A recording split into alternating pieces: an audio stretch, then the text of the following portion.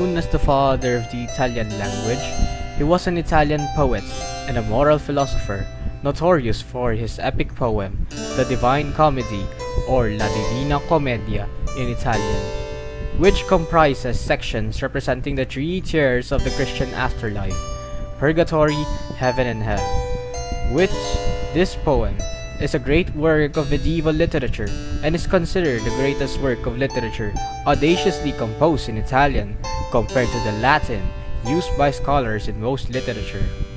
It is a philosophical Christian vision of mankind's eternal fate. He was born on the 21st May 1265 in Florence, Italy, and died on 13 September 1321 in Ravenna, Italy. When he was around 12 years old, it was arranged that he would marry Gemma Donati, the daughter of a family friend.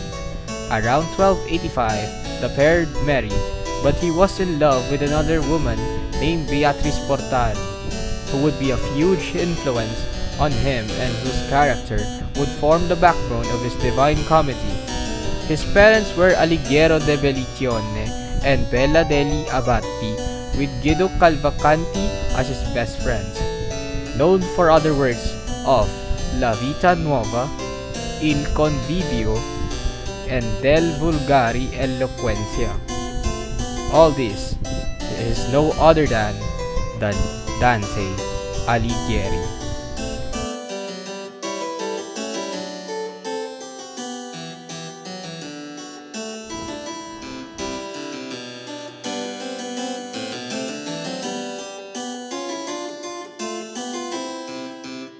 Don't forget to like, share, subscribe, and tap the notification bell for updates. Kindly also support my social media accounts on Facebook and Instagram.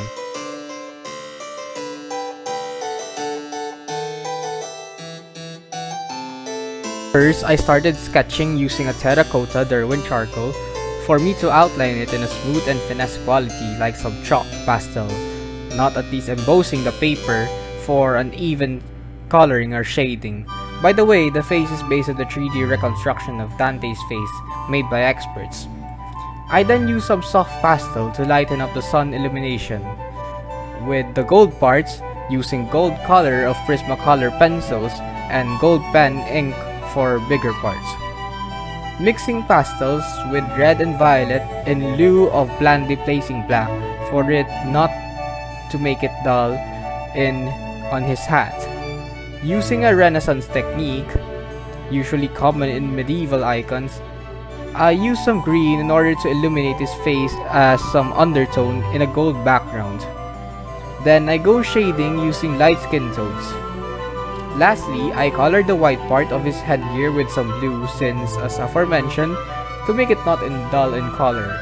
Also, white, at times, bears some color bias, and by theory or vision, it is not 100% pure white. And finally, adding other details, and lastly, it is finished!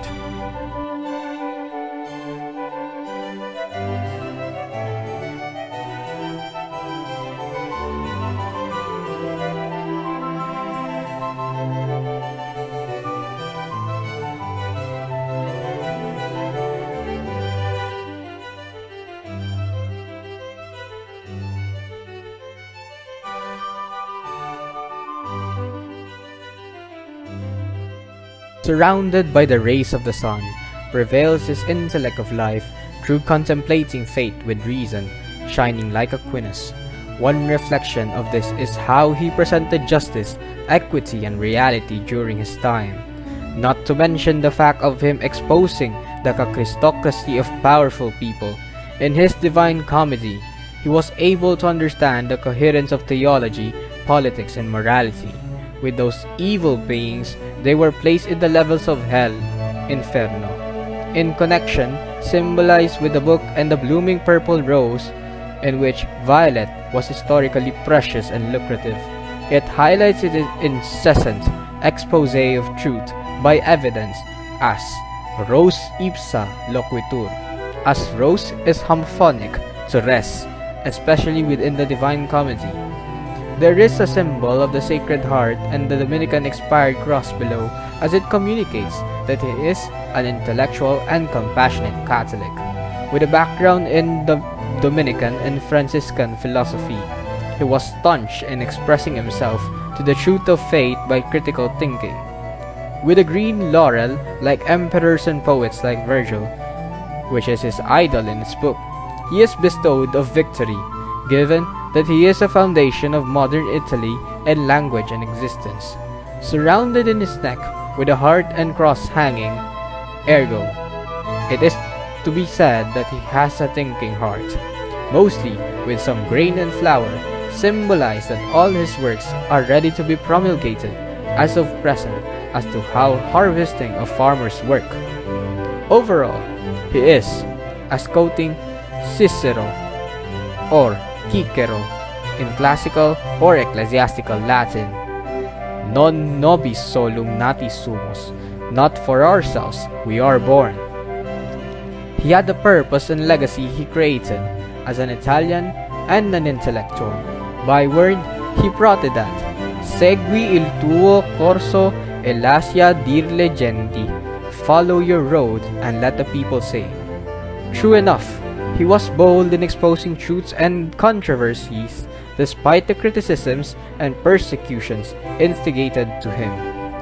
Don't forget to like, share, subscribe, and tap the notification bell for updates. Kindly also support my social media accounts on Facebook and Instagram. Thank you for watching and Godspeed.